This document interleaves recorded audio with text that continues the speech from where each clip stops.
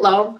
This is week 2, and this week is all about observing children because when we observe children, we learn a great deal about their behavior. And it's very important to spend a great deal of time observing in order to learn why their behavior is the way it is and what we can do about it. Okay, so we begin by reading chapter 6 in Mary and Marian, and then go on to watching this narrated PowerPoint. And the PowerPoint itself is very informative because it's right out of my first grade classroom, and it gives you a lot of small pointers about observing children.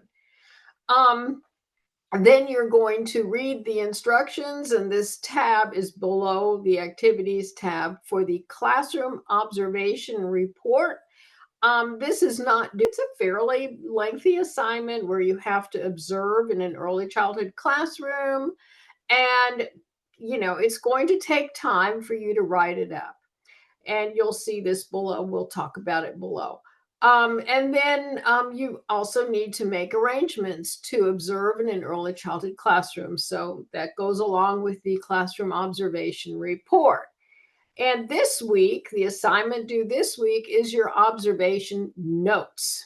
Because so many times, we take notes about different situations that come up in our classroom, and we may put behavior notes on something that goes home to the family. But unfortunately, a lot of us are fairly judgmental in what we write. And here's an example of that. We've got Kara.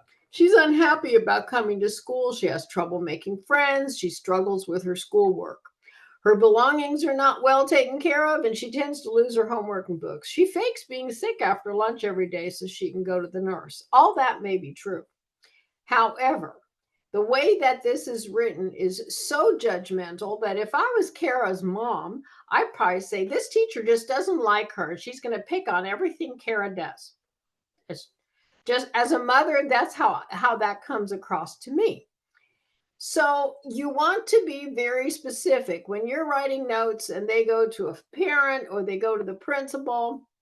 Write them so that the reader comes to their own conclusions without sensing your conclusions. Like, for instance, here, Kara cries every morning when she gets to school.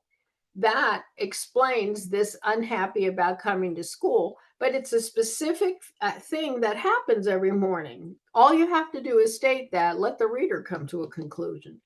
She does not talk to the other children during class or play with them at recess. That tells you what she is doing rather than she has trouble making friends. She has trouble making friends is so broad that the reader can't really make heads or tails out of that, but you can understand when it says she doesn't talk to the other children or play with them at recess. She sits by herself on a bench when she's outside for recess. Again, that gives the reader the idea without coming to a conclusion for them. 3 to 4 times each day, Kara says, I can't do this. Well, that gives you the idea that she's struggling in school. It really does. Her pencils and notebooks are on the floor each day, and her reading book is torn. That tells you more than her belongings are not well taken care of. That's a judgment, whereas this is a statement of fact. She says, I lost my homework 2 to 3 times each week, and yesterday she told me her math book is lost. That tells you more than she tends to lose her homework and books. Really? How often? What kind of homework? So be specific.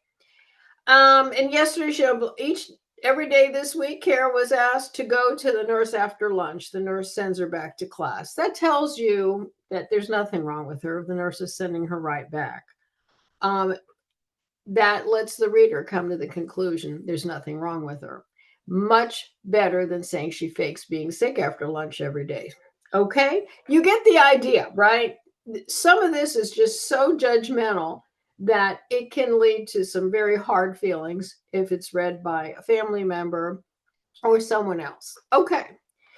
Let me go on here. There we go. Okay. So if you have any questions about this week, please let me know and I will be happy to set up a Zoom. Bye bye.